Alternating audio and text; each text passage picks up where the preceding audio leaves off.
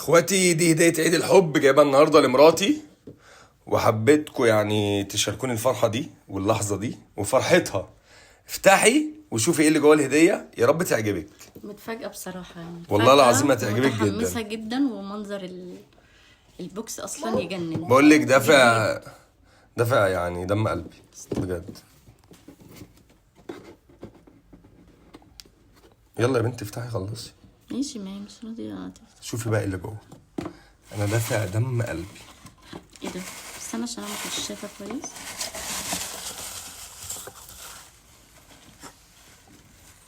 صارف والله العظيم صارف. هو ايه ده؟ اي خدمة. افتحي تاني لسه لسه يا بنتي. لسه تبوظي المفاجأة. والله في حاجة تاني. ايه العفانة دي؟ ايه؟